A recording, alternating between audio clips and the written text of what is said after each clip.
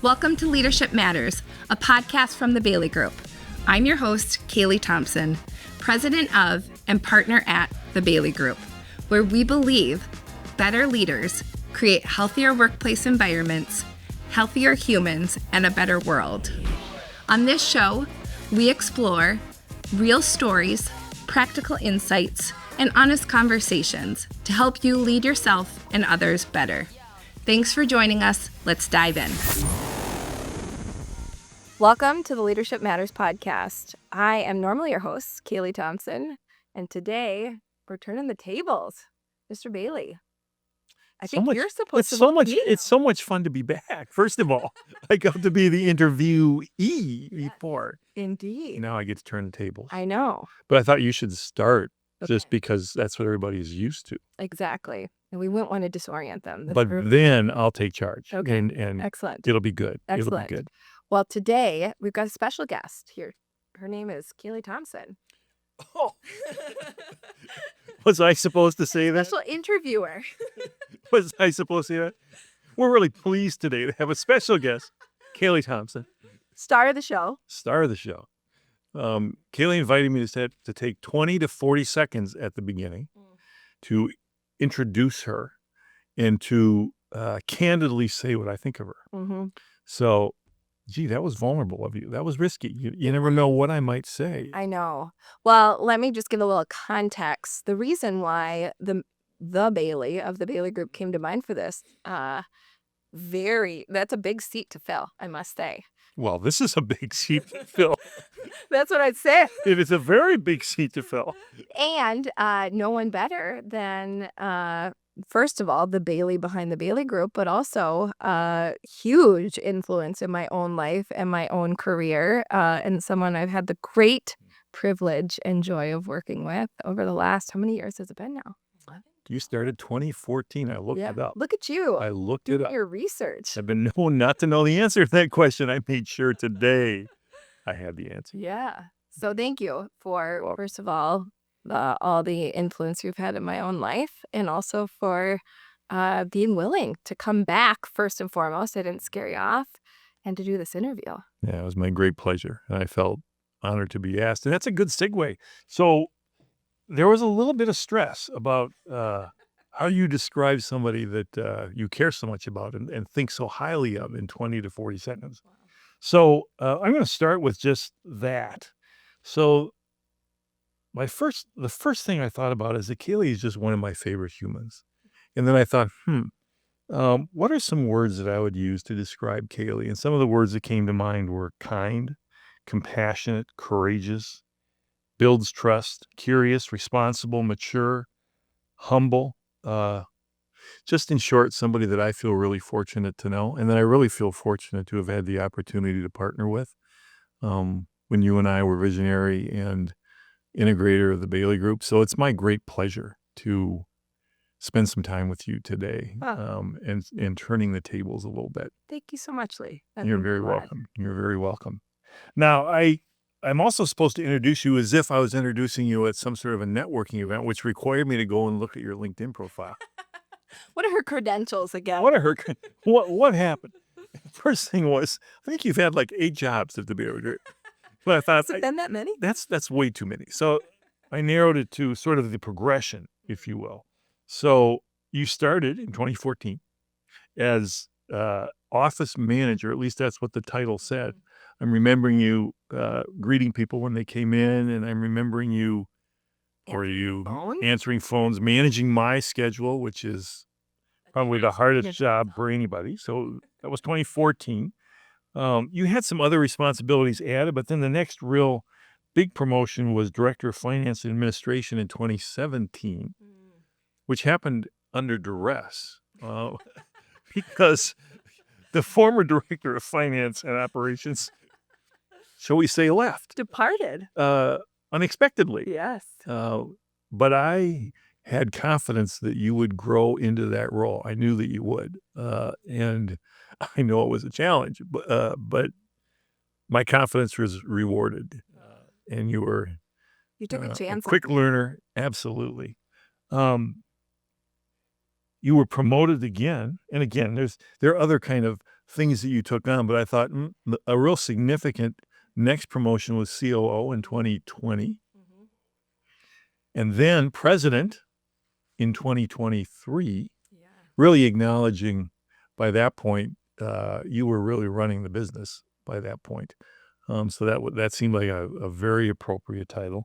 And then in February of 2024, you retained the president title, but also became one of the 3 new partners in the Bailey Group. It has been a ride. It has been a ride. We've had quite this. The other important thing for people to know is that you were my 2015 Twin Cities Marathon training partner. Absolutely. I've always said that you were probably home having lunch by the time I finished. You were a little faster than I was. Nice bad. So but we both finished, and that was an accomplishment. Our first ever marathon experience. You went on to run others. One other.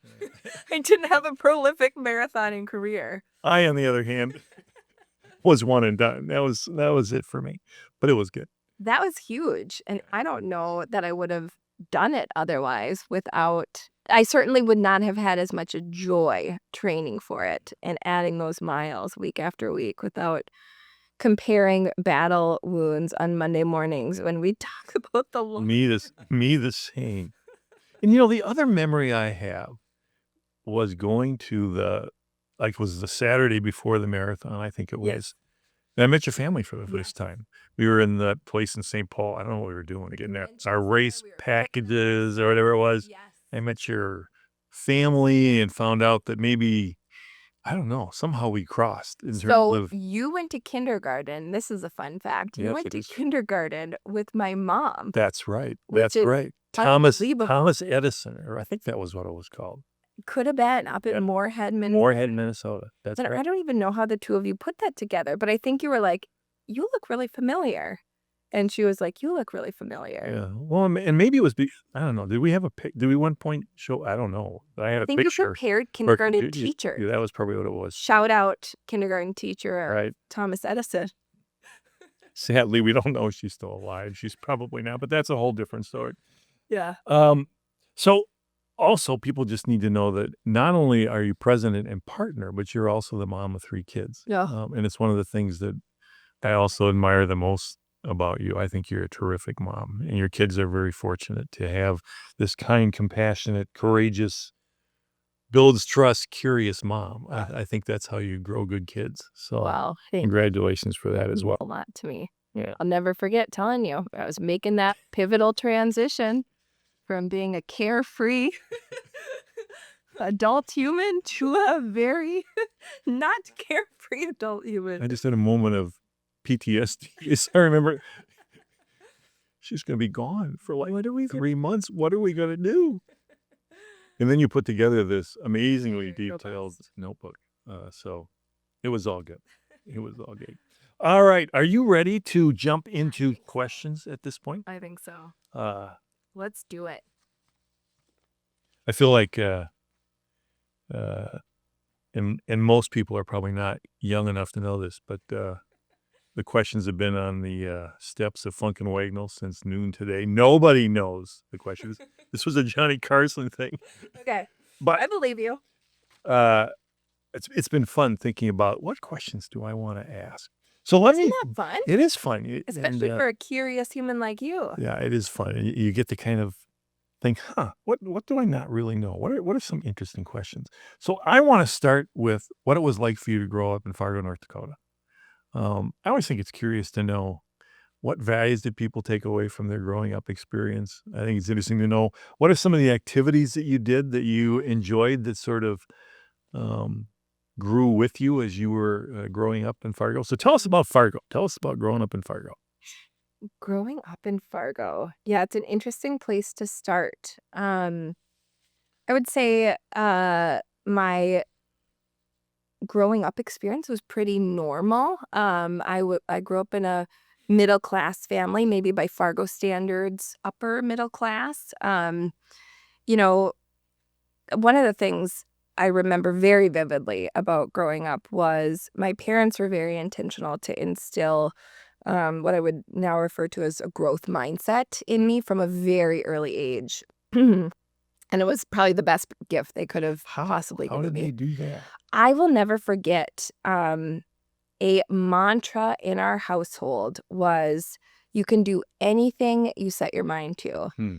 And as a child, you push back on some of these things. And I just remember pushing on that quite a bit in terms of, well, what if I wanted to go fly without an airplane? And I just remember my mom in particular saying, I have no doubt that you would figure out how to do that. One of the things I've learned about you is you can do anything you put your mind to. And I don't even think I really recognized how much I internalized that at the time. But it has absolutely served me in profound ways throughout my life. By just recognizing, and it's scary too, quite frankly. I think that's one of the reasons why maybe I pushed that mentality away a little bit in regards to, well, if I can truly do anything I put my mind to, it feels to me I have a responsibility to maximize my own potential and what I Create the create. expectation in some ways. Yes. Yeah. Yeah. Which is scary. Yeah.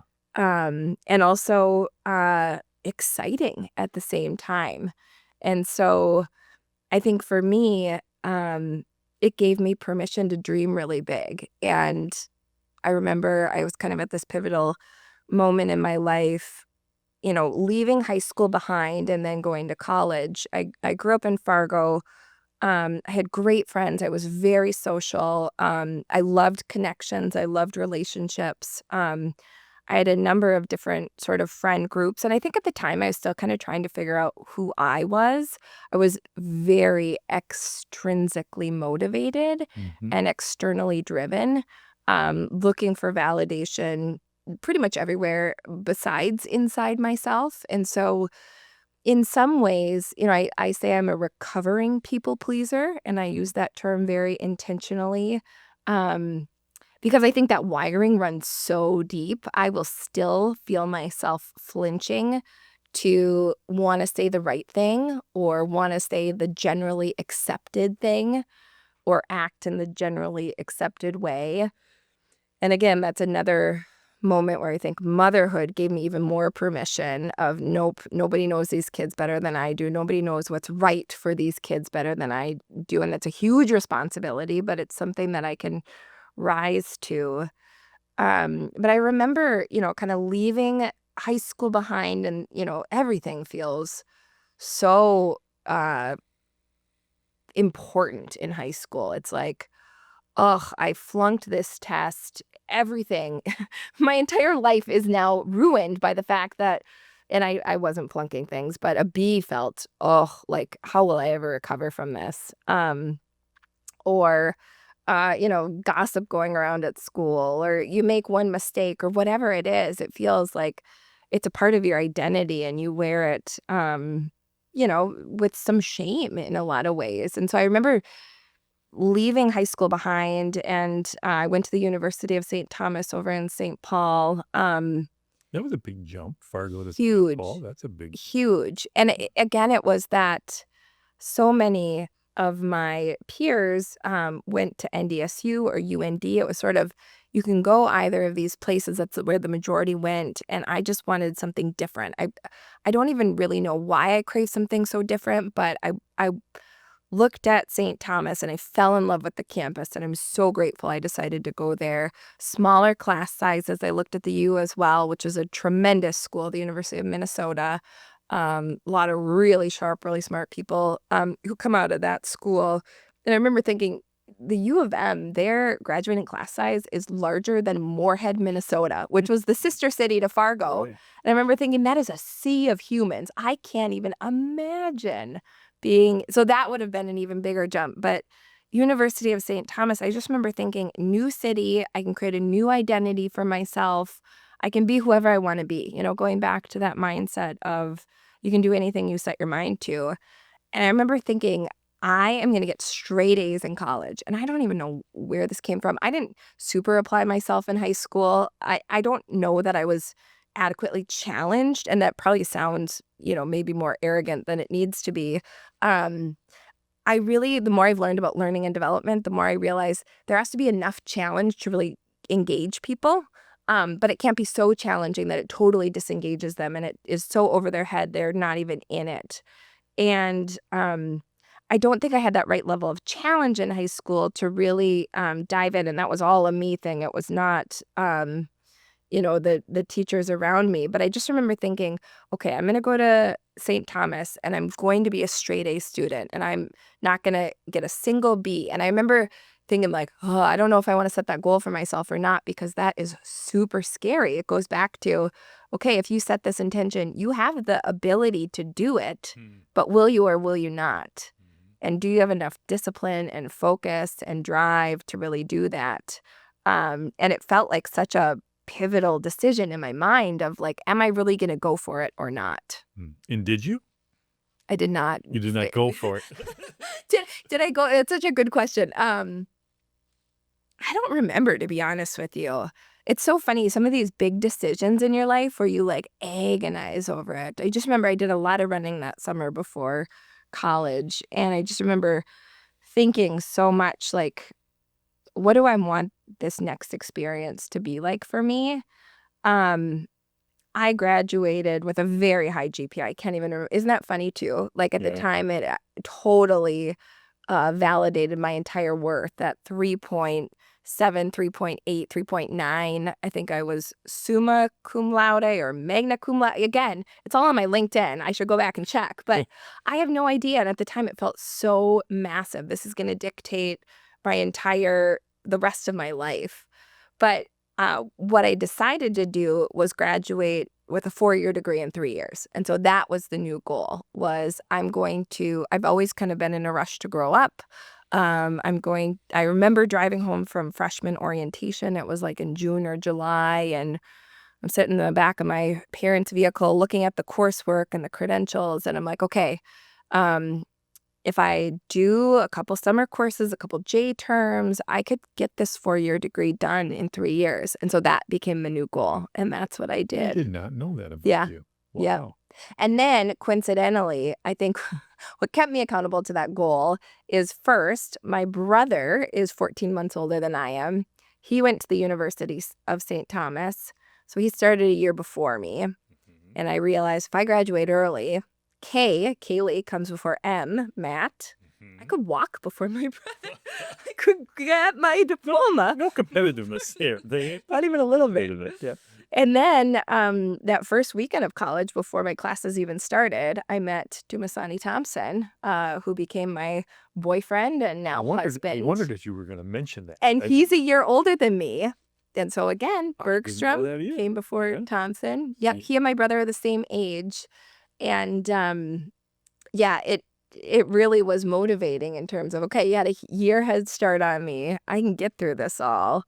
And I think that probably did give me a little extra motivation to get through and start life alongside my brother and my boyfriend and, start making an impact in the world.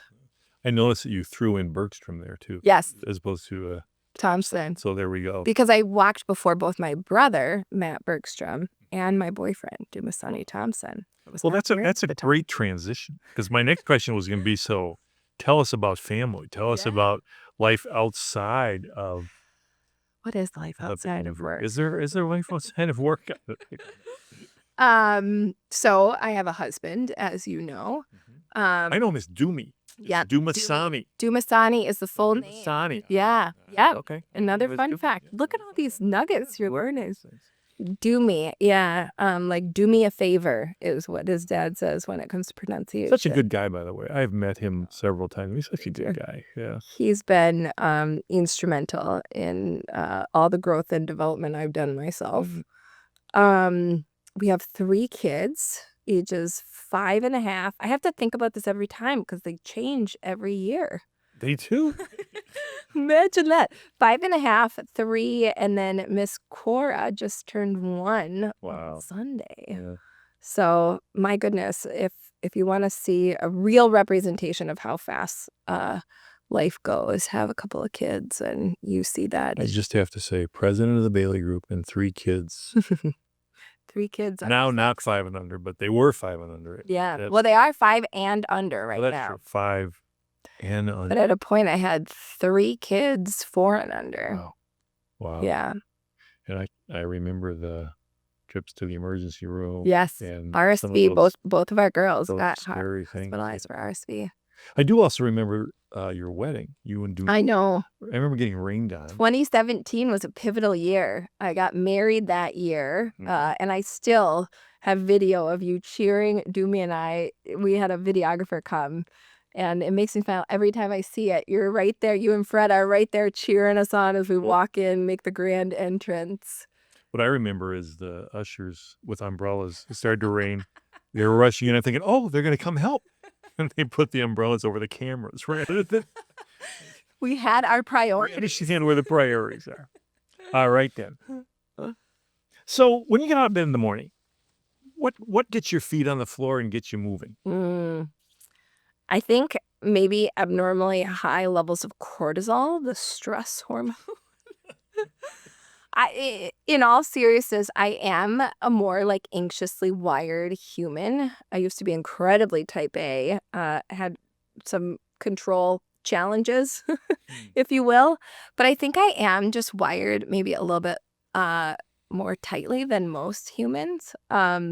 It's funny. I actually talked with Doomy about this because I like wake up. I didn't discover caffeine until later into my 20s, and I'm actually grateful for that because I could see myself abusing that in college.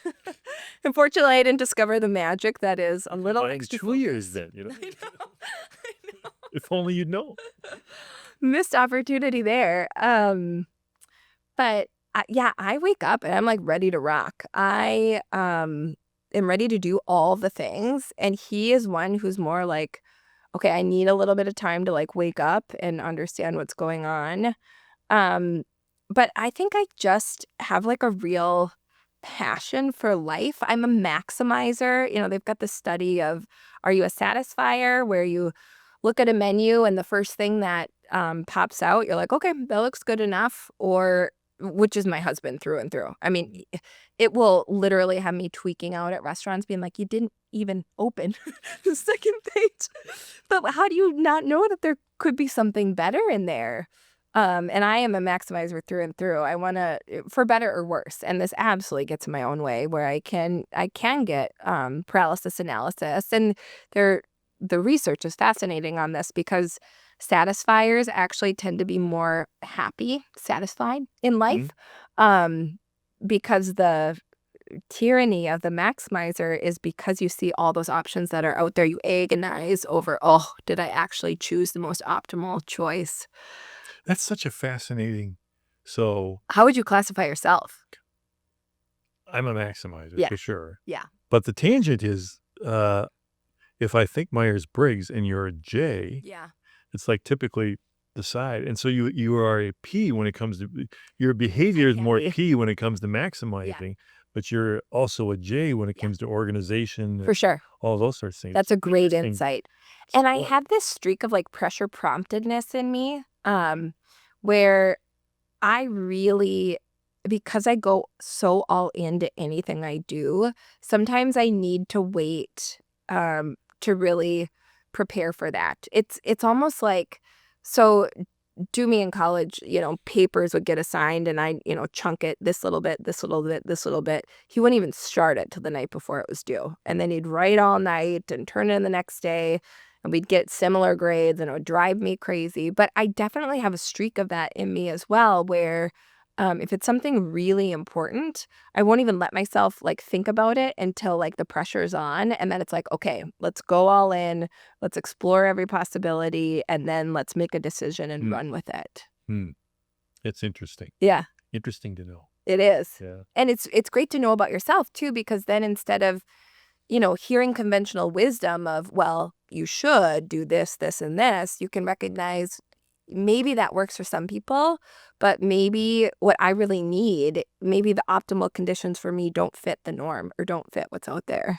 Makes me think of your comment about nobody knows my children better than I do, and not necessarily being tyrannized by sort of conventional thinking around that. Absolutely. Yeah. And it goes back to, again, my formative experiences. I was so attuned to the opinions and perspectives and the impact on other people. I really missed a very formative experience in my own life of figuring out, like, but wait a minute, who am I? And what do I really want? And what's really important to me? And what are my beliefs? Not just, what's been handed down to me or what I should believe, but if I really understand myself and understand my values and understand my goals, what's right for me?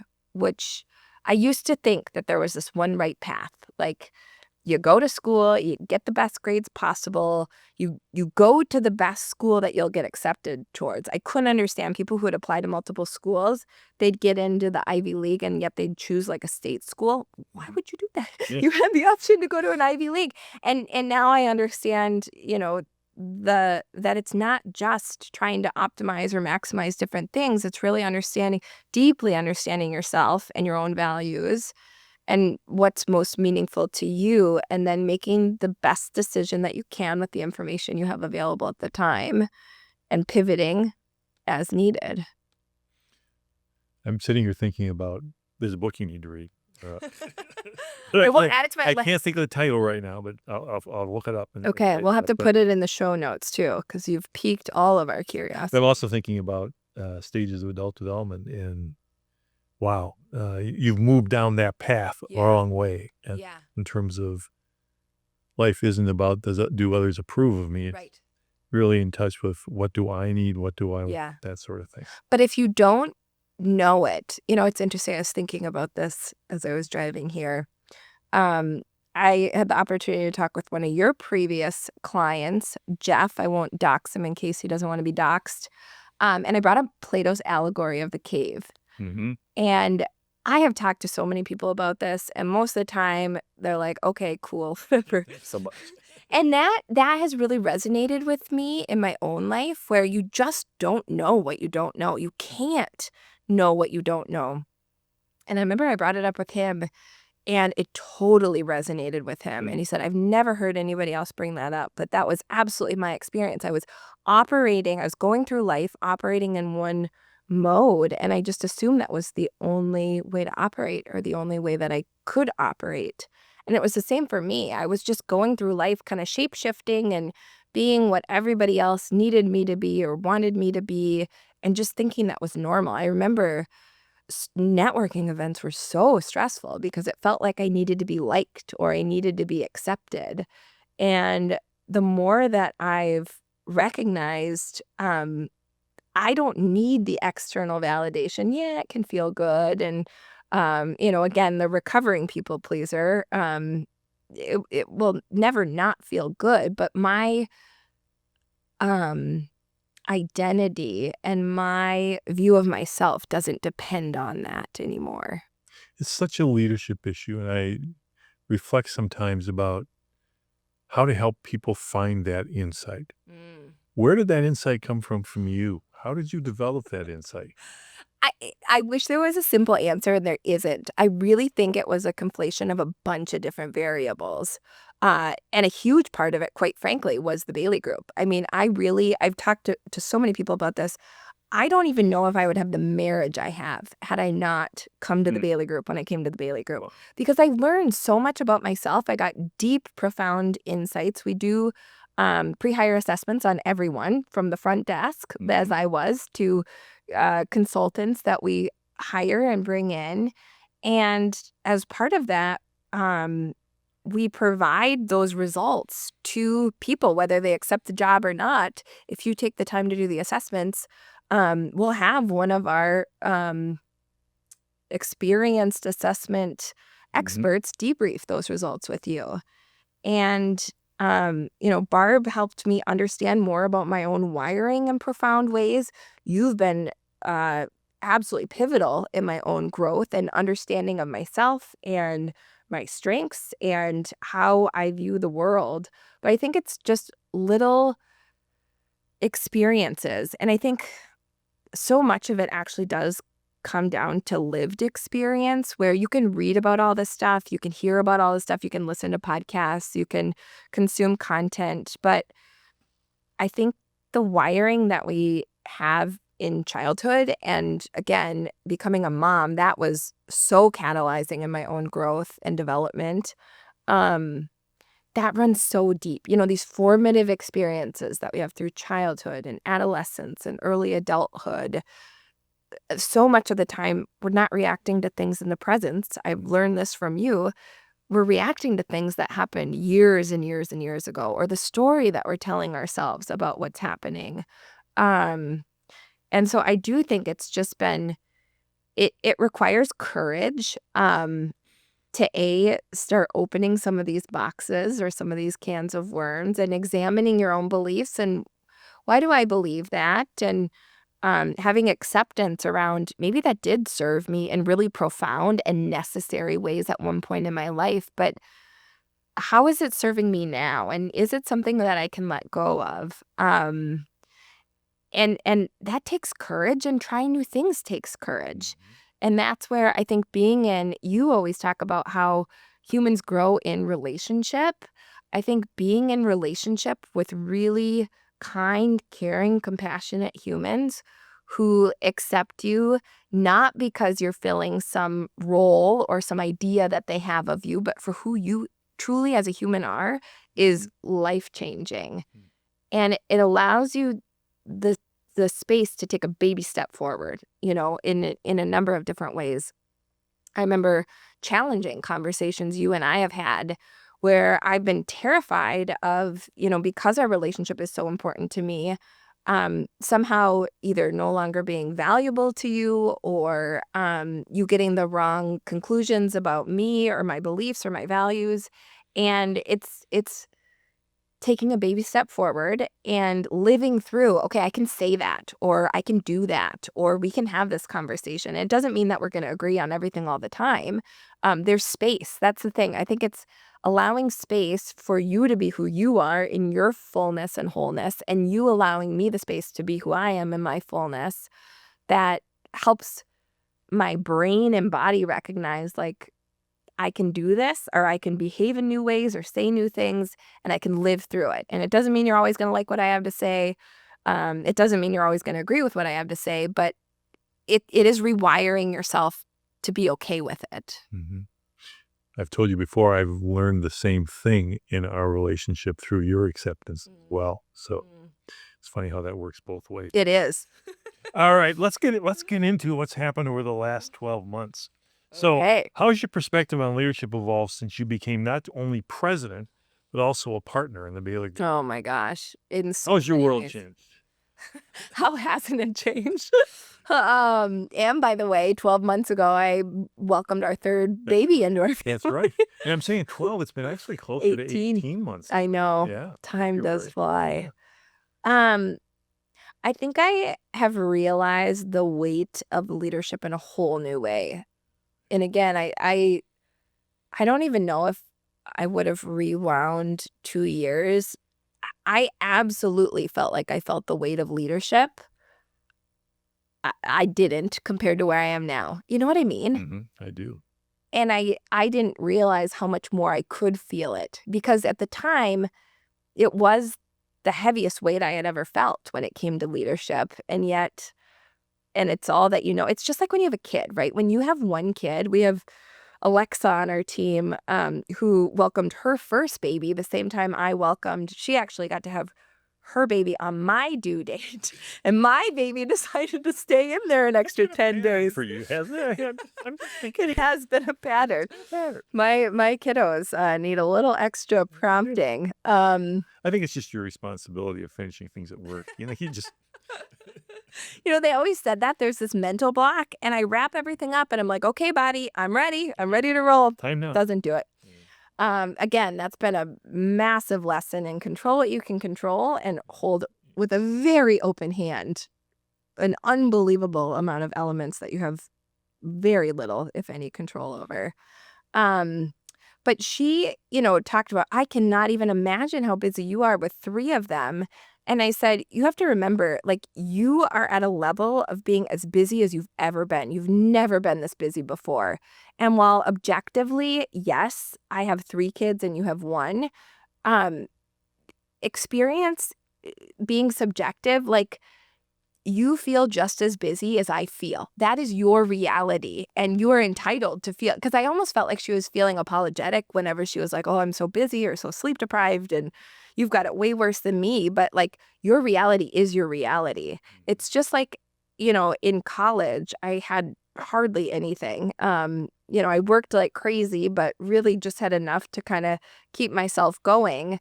And it felt so hard then, and now it feels so hard, but I, am in a much different financial position than I was in college. There's a lot of things that I've evolved, but it feels just as hard now as it felt then. Mm-hmm.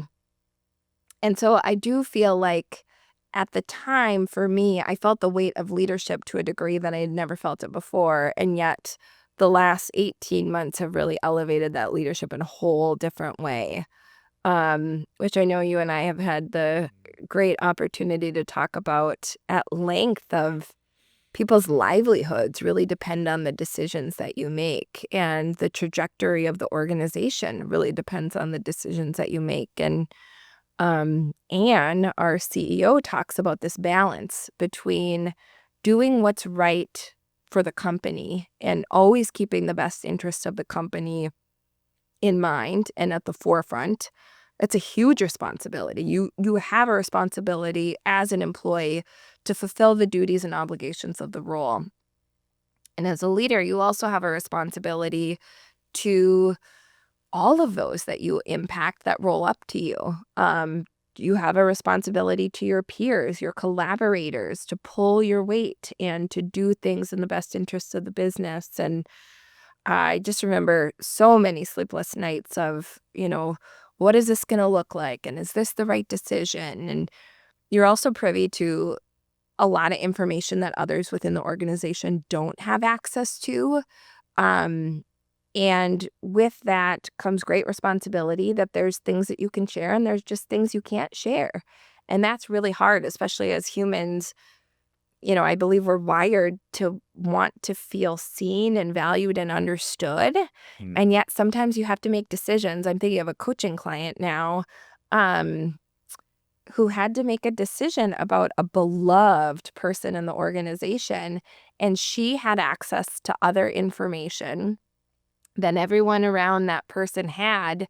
And that person had to leave the organization. And, there's things you can say and there's things that you can't say. And how do you walk that with a high degree of integrity and authenticity and transparency to the degree that you can, while also recognizing there may never be able to fully understand. They're never going to be able to fully understand what all transpired and how I got to this place. And they're allowed to have whatever feelings they have about it. That's a normal, natural human response. And I don't have to fix those feelings as their leader. But it is my responsibility to call them up to this next level to navigate the organization through this in really intentional ways. That's so powerful. Recognizing that sometimes you have to make decisions that other people can't fully understand the background of, they're not going to like, and you have to be willing to sit in that spot, knowing that people don't necessarily like that, but needing to be able to let them have their feelings and not try and manipulate that. Yes. That's really powerful. That was a lesson I learned through motherhood. Let them have their feelings. Yeah. And it's not my responsibility to fix. And as a parent, oh my gosh, that instinct is so intense. The instinct to shelter your child from all suffering and all pain, and it's not possible, and it's not healthy. Right. It doesn't help. Yeah. So tell me what makes you a good leader. I mean, I had no idea. People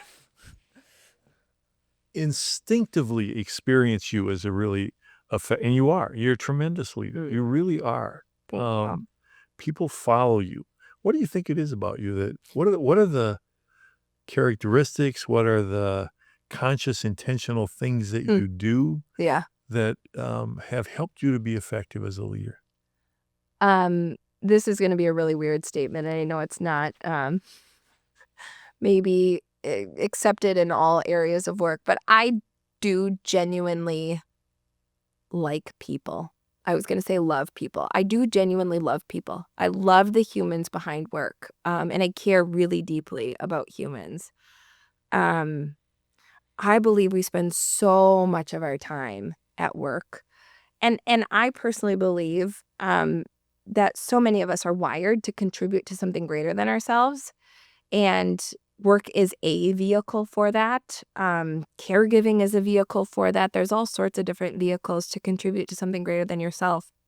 And many of us do that through work. And so how do we create healthy workplace environments that help the humans behind the work understand themselves and their strengths, and some of their growth opportunities or learning edges to contribute in really meaningful ways. I think I am a genuinely curious person. I don't ask questions for the sake of asking questions. I ask questions to better understand how others operate or how they see the world, because I do believe, and you talk a lot about this too, there's something I can learn from almost anyone. And I know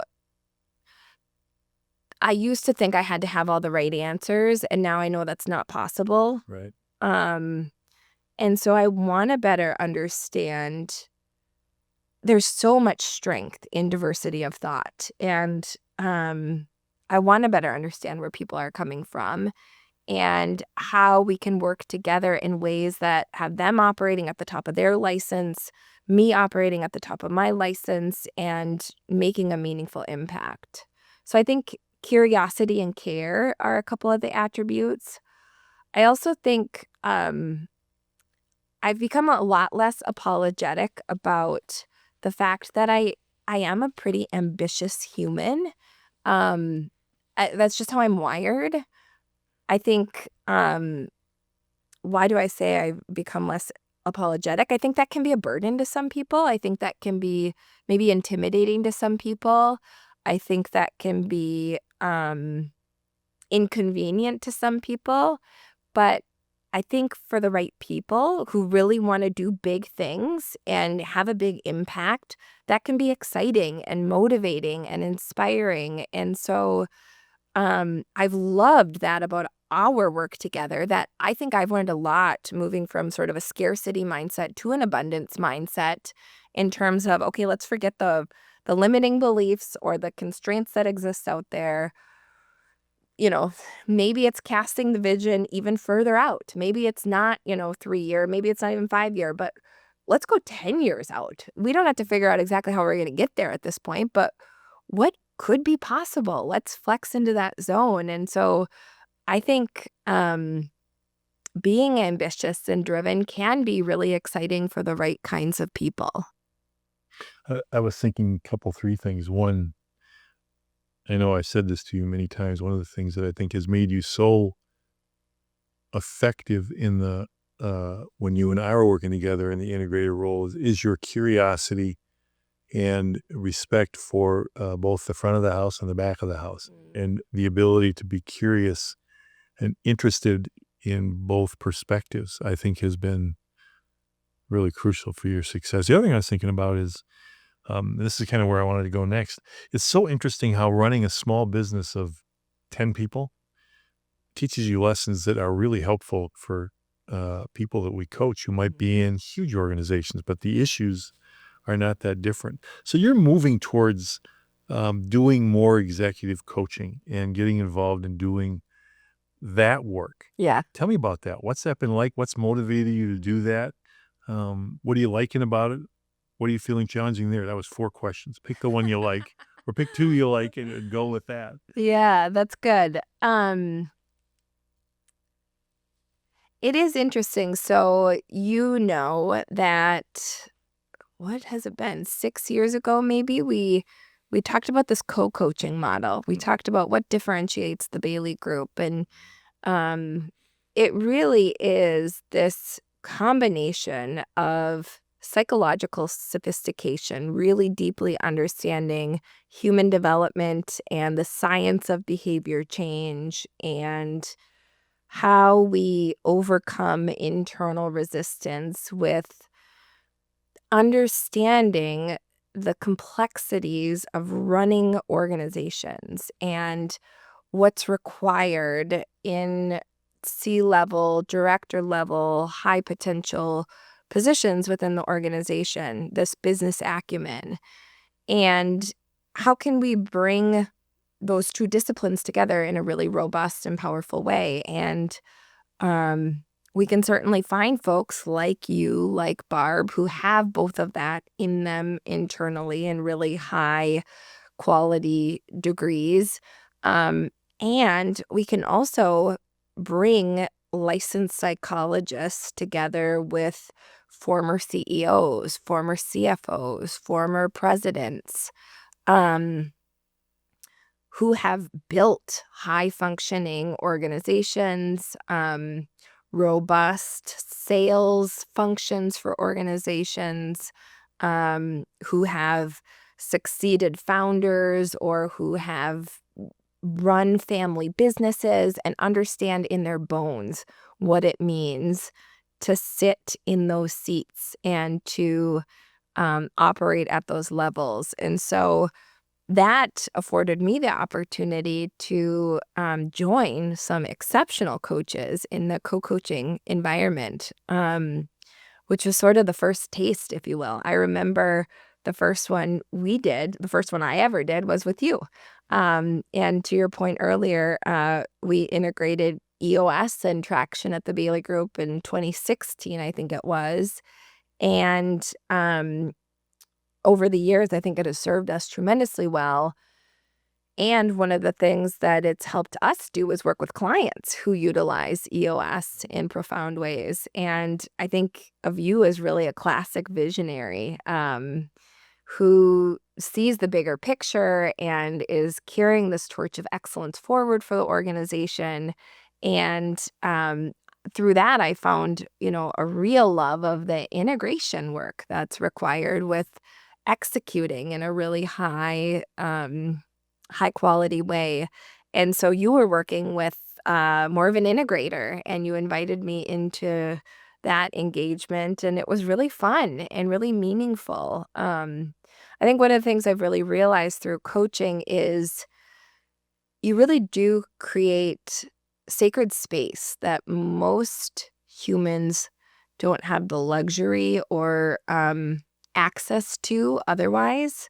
It's space outside the confines of their organization and who they have to be in their workplace environment to process things, to question things, to understand more deeply what is important to them and how they are getting in their own way, or what fears are really holding them back and what they would have to do or let go of or reframe for themselves to move forward in empowering ways with confidence and clarity. And it's been incredible. I mean, it really speaks directly to the maximizer in me of helping humans grow and develop and reach their potential. And it's a big honor and a huge responsibility, but also has catalyzed my own growth in a lot of different ways. So there's two questions that come to my mind, or maybe an observation and then a question that just came to my mind. The observation is, as I've watched you move into the coaching space, well, first of all, it's interesting to listen to you talk about your intuitive sense for how adults learn, how adults grow, the need for a safe space. It's like you've learned that, and that's part of who you are. And the observation that as I have had a chance to do co-coaching with you, how quickly clients relate to you as a credible advisor, if you will, in space. So it mirrors the growth that you've had and how successful you've been on the other side. So the question I had is, what do you think your future holds? Do you think it holds more coaching? Do you think it holds more the sort of integrator type role? Do you think it holds sort of continuing a balance of both? What do you think it holds for you? Yeah, I wish I had a crystal ball to know. What's your gut? What's my gut? I have really, really enjoyed the executive coaching work. I um I absolutely know that I'll continue to flex more and more externally in regards to service delivery for our clients. It'll be interesting to see where that takes me. Again, I used to be the one who had the 10-year plan, the 5-year plan, the 1-year goals personally. Um, and I hold so much more of that so much more of that with an open hand, recognizing we're all on our own journeys and we all grow and change and evolve, and um, just staying super open to where that continues to lead me. One of the things that I always find interesting to reflect on it is what's the message I keep saying over and over again to different clients? What's the core message or what are the core messages that at my deepest place resonate as what I think is most important in terms of what's effectiveness as a leader? What do you find are some of the core messages that you talk Mm. with leaders about, that you hold as most important for success as a leader? Interesting. I love that question. There are a few things.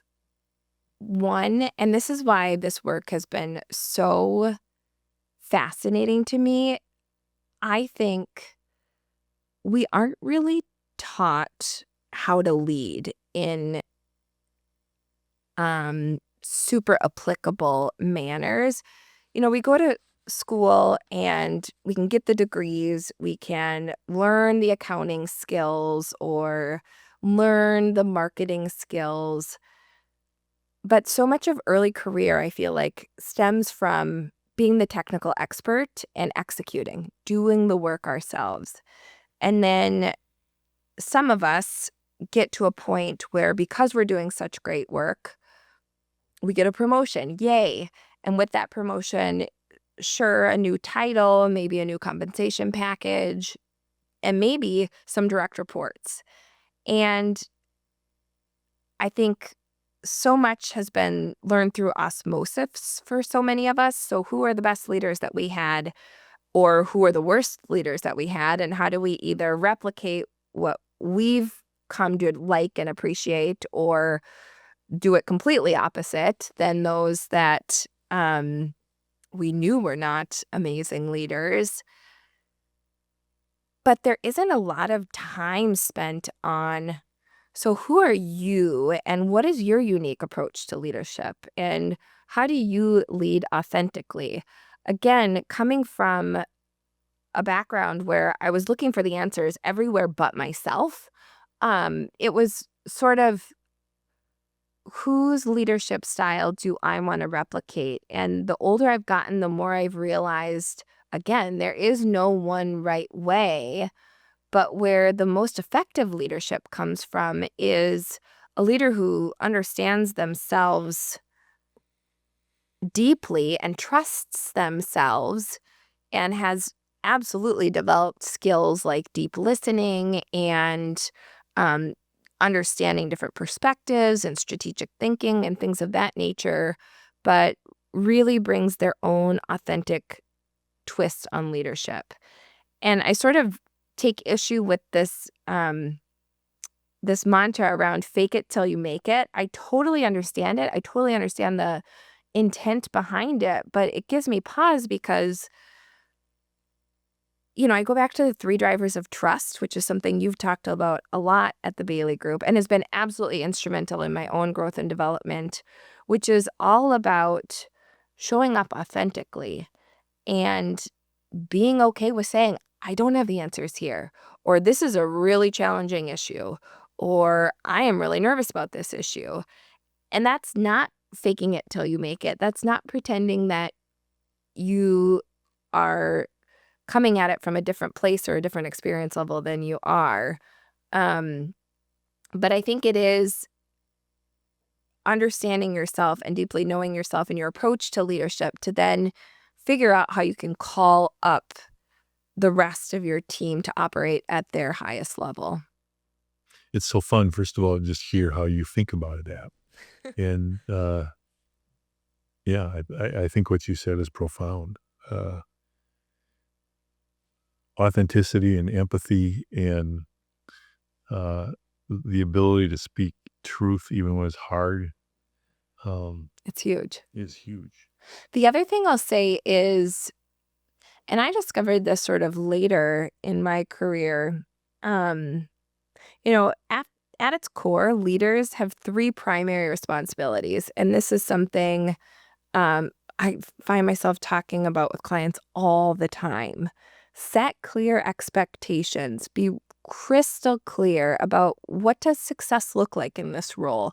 What are the mindsets this leader needs to have or this employee needs to have? What are your expectations for what does ownership of these responsibilities look like? Clear is kind. People want to know what the bullseye is, not just a general sense of where the bullseye is, but what does real success look like and how can you be as clear and explicit as possible? And I think that is more challenging in the Midwest than other parts. Especially if you come from backgrounds where, well, they should know. They should know to show up to work on time. They should know, all these different things. But everyone is so different, and everybody has different backgrounds and things that are important to them in different degrees. And so I talk about how the more clarity you can provide to people, the better chances they have at being successful. And by the way, this is important in parenting as well. What are your expectations of your kids? They don't know how to human. They're new to this world. They don't understand what going to a restaurant looks like. Why wouldn't you give them the gift of, at a restaurant, here's what we do. We sit. We keep our hands in our lap. You have to tell them. It's like you're having them. At one time I wish I could remember who said this. I heard the analogy of, it's like you're inviting an employee or a child to play a game. You haven't told them the rules. You haven't told them how to play. They just start playing, and then you start freaking out at them that they're playing it wrong. They have no idea. They have no idea what the rules are. How do you expect them to play it right if you haven't given them that clarity? Such a great metaphor. And you're right. I think that happens a lot. And it tweaks us out. As parents, I know it tweaks me out. Yeah. Why are you screaming at me right now? This is overstimulating for me. Well, maybe they haven't learned that inside. These are inside voices. And I get it. It's a gross oversimplification. We can be as clear as we want with our expectations, and yet humans can still fail at meeting those expectations. But it all hinges on, it's absolutely critical to be crystal clear with what the expectations are. And then that second step is helping create the conditions for them to be successful. What resources do you need? Where are you getting stuck? Providing coaching to them. How can you think about this situation differently? What do you need to clarify? How would you go about getting that information? What additional help or support do you need? This is where coaching can be really, really helpful, but coaching isn't going to fix it if you're not clear with the expectations. And number 3, you're not evaluating the performance. You're not giving direct feedback. You're not providing them with information on how they're doing, where they're hitting the mark, where they're missing the mark. So I talk about those 3 responsibilities of leaders all the time. The first time I ever heard it, I remember it was like such a light bulb moment for me. It really simplifies leadership in really clear ways. Mm-hmm. Gives you a roadmap of what success looks like for you as a leader. You have all 3 of those responsibilities, and helps you identify where are you falling short as a leader and what can you do to shore up your own contributions to the relationship. The core of accountability, I think, because if you've done those things and it still doesn't happen, Exactly. you've taken care of your side of the accountability side. Exactly. You know where the accountability then rests. Exactly. Yeah. That's exactly right. Yeah. So good. And that gives you permission to recognize I've done what I can do. There are 2 contributors to this relationship. I feel good about what I've done. I've done it all to the highest degree I can. now I can make a decision. Right. I've done my part. Mm-hmm. So I'm aware of the time. I want to talk just a little bit about this podcast. This was your inspiration, if you will. You really wanted to do this. Tell us a little bit about why you wanted to do this and what you hope people take away from these podcast episodes. So I'm an audio learner. I've always loved podcasts. I think the first podcast I ever discovered might have been in 2012, 2013. I remember it was from, I don't even know if I'm sure the podcast doesn't exist. It was Farnoosh Torabi, So Money podcast from maybe the New York Times. And I enjoy consuming content that's audio or audio visual. I don't have a lot of time. Maybe this is just the millennial in me to sit down and read long dissertations or long articles. I enjoy them, and I'm a super busy mom and executive trying to keep all the plates spinning, and I love listening to podcasts in the car, listening to podcasts in the shower, listening to podcasts when I'm to and fro places, cleaning the house and listening to podcasts. It feels like such a wonderful way to invest in myself and my own growth and my own development or entertainment, although I'll be honest, I'm not super into the entertainment ones. That feels good and interesting to me. And so as I thought about the tremendously impactful work that we do at the Bailey Group, through every interaction with every human that we work with, I thought about how do we provide access to some of these insights, to some of these frameworks, to some of these mindsets to the masses. Executive coaching has always sort of been, I don't know if I'd say gate-kept, but to truly have an exceptional executive coaching experience, it, I believe, requires deeply experienced humans that have earned the skills and credibility to create the conditions for you to develop and grow as a human and meet you exactly where you're at. And while it's hard to do that at scale, I think there is enough when it comes to content and self-awareness that can be learned through these podcasts. And I've been incredibly inspired by some of the podcasts that are out there. Andrew Huberman comes to mind, that are just distributing information to the masses at no cost to people. And I think about the deeply passionate, incredibly experienced humans that I get the great pleasure to learn from and work with, and the stories and insights that they share that has catalyzed my growth in massive ways. And I get so excited by the possibility of elevating those voices. Kaylee, I want to thank you for the great, I could go on for the rest of the afternoon, but I suppose we need to stop. It's just been a great pleasure learning some new things about you and hearing about how you think about the work. I have to say, people who have the great good fortune to be coached by you in the future will have great good fortune, because you will bring great strengths and love to that work. And I want to thank you for the partnership that you and I have had over the last X number of years. I've said this to you before, but publicly I'll say the Bailey Group would not be where it is today were it not for you. And my journey at work has been incredibly enriched by the opportunity to know you and to work with you over this last 11 years. So Wow. Thank you very much. Well, I receive, and thank you for that. It means a lot to me from the bottom of my heart. It's been a joy. You made this relatively painless. Relatively painless. All the emails about, are you ready for I this? just changed. Are you ready for It's this? C or J.